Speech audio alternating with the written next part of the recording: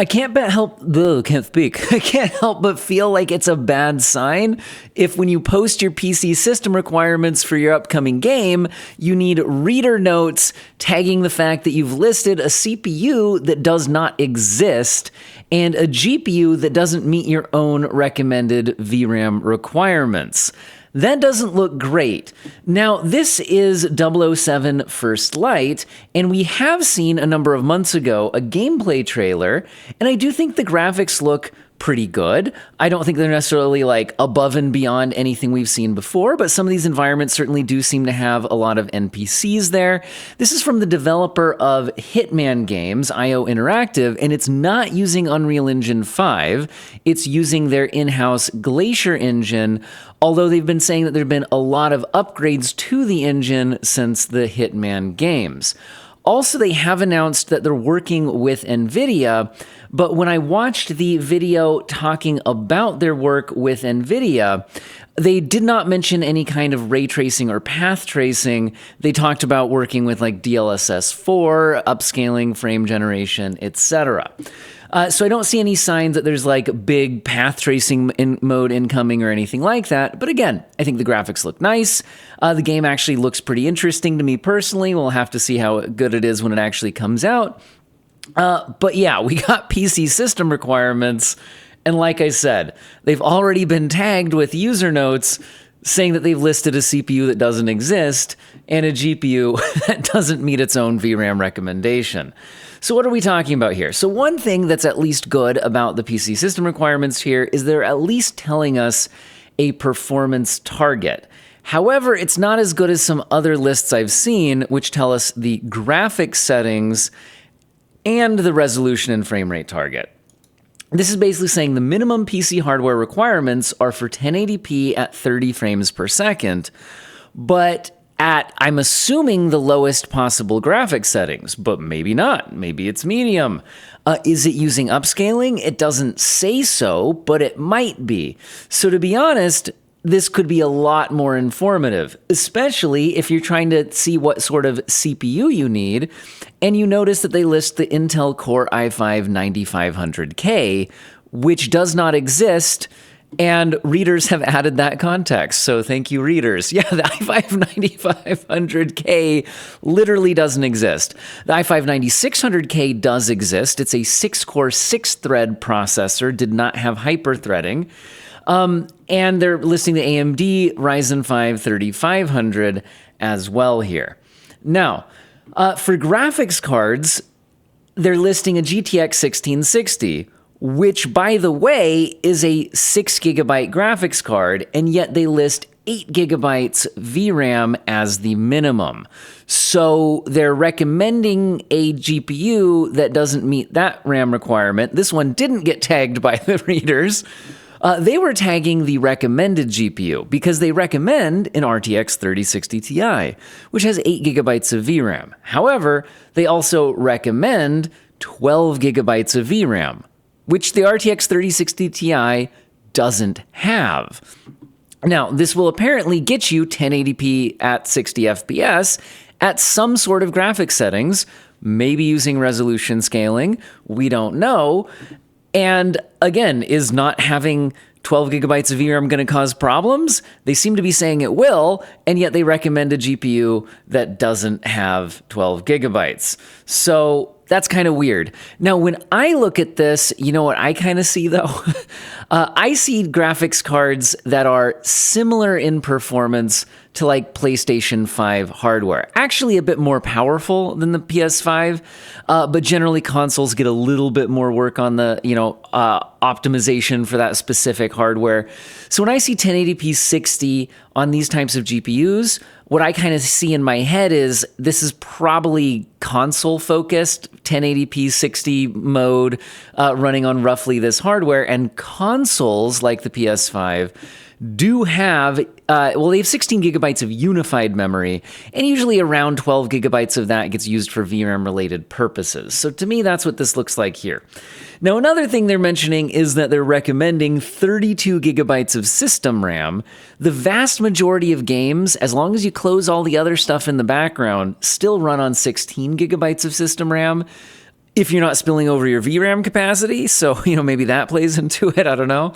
So with RAM prices these days, did they not check RAM prices these days? Anyway, I'm just wondering if they could have tested it out on 16 and maybe it would have been okay. So really, I do a lot of system requirements videos, so I thought I'd do one on this, but I've got to say, I don't have any real confidence in us getting a whole lot of information out of this, given how many inconsistencies are here.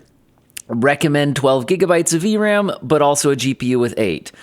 Say that you need a minimum of 8 gigabytes of VRAM, but a GPU with 6 is also listed there at the same time. A CPU that doesn't exist, no graphics settings listed. Hard to go too much further with this, other than to say that if you're wondering where your GPU falls in with all of this, I do recommend the Tech Power Up relative performance chart for GPUs. On this, we could find a GPU like the ones listed, and you can look at how yours scales relative to that. So let's find the GTX 1660 and double check that I'm correct, that that is not an 8 gigabyte card. So yeah, when I pull this up here, we can find that the GTX 1660 is a 6 gigabyte card, sure enough. Now, if I click on this and scroll down, we get this relative performance chart. This is now setting the one I've clicked on as the 100% performance baseline. Then you can scroll up to find cards that are more powerful, and you can find out how much more powerful with this percentage, right?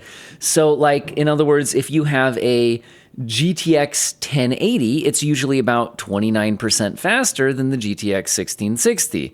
So if you're on a 1080 and you're wondering how does that fall compared to these system requirements, you're above this GTX 1660 listed here.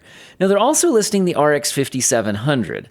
Let's look at how that lines up. Well, that's also a bit of a weird thing here because the GTX 1660 and the RX 5700, the 5700 tends to be 30-ish% more powerful. So again, this feels a little bit inconsistent. But if you're in this general ballpark of GPU, somewhere between a 1660 and an RX 5700, so that includes GPUs like a RTX 3050, 1660 Super, 1660 Ti, 1070 Ti, 1080, cards like that, even getting around an RTX 2060, which again has 6 gigabytes of VRAM, maybe that's fine, even though they said 8, but they listed the other 6 gigabyte card. You're kind of in this general ballpark. Now they're saying that'll only be for 30 FPS at 1080p at what I'm assuming is the lowest possible graphics settings, considering they didn't specify otherwise, and they're saying this is the minimum. To me, that actually, I know these are older and not super powerful GPUs, but if we're really only getting 30 FPS at the minimum settings there, that does feel a little bit rough. But again, there's some inconsistencies here. So maybe they just mean you won't be locked to 60 and you'll be somewhere in like the 40-ish FPS range. And honestly, what I've learned from like gaming on low-end stuff like handheld, Steam Deck, etc., 40 FPS feels a lot better than 30. So if it could be 40 here rather than 30, that would make me feel a lot better about these requirements. Now, again, if we look over at the recommended, we're looking at the RTX 3060 Ti RX 6700 XT, and we're jumping up to 60 FPS. So let's go ahead and look at the relative performance chart, keeping the 1660 as the baseline, and let's look at how much more powerful of a card they're asking for. And again, you may find yours somewhere here as well. Now, if we keep scrolling up, again, when we find the 3060 Ti, that is a little bit more more than double the performance of the 1660, which actually would be in line with going from 30 FPS to 60 FPS with possibly a little bit of a step up in graphics settings. So that all does actually line up. That makes sense. As far as scaling from here to here, when we look at these, so maybe these were legit. But anyway, there's definitely some inconsistencies in this chart, so I probably shouldn't drag out the video talking too much about it, other than to say that, okay, so man, what would you need if you wanted to get like, 90 FPS at 1080p? Well, if we set the 3060 Ti as the baseline, you can now start to get an idea of what you're looking for, right? So if this is the baseline, then to get 90 FPS off of a baseline of 60, you would need 50% more performance. So like, how much more power do you need? Again, you got to go quite a ways up here. You'd be talking like RTX 3080, RTX 4070, 6950 XT, 7900 GRE, 4070 Super-ish. That'd be like that 90-ish FPS if we can actually rely on this as a 60 FPS-ish baseline. Or instead of pushing up frame rate, you could be maybe going to higher resolutions, 1440p, etc. But since we're also not 100% sure if they're relying on upscaling here at this point, if this is native resolution, then that could be helpful here, because latest DLSS 4 models like 3060 Ti DLSS quality at 1080p looks pretty good. Maybe 1440p with DLSS balanced, that kind of a thing. So honestly, we'll probably need to test this thing out when it launches, see how things play out. But honestly, a lot of why I wanted to bring this to your attention is like, did AI make this system requirements chart? Because this just feels really inconsistent, or maybe some unpaid intern. I don't know, guys. Let me know what you guys think in the comments section. Should I test this game out when it launches? I'm certainly interested in it. Let me know what you guys think in the comment section. I hope all of you have an excellent day.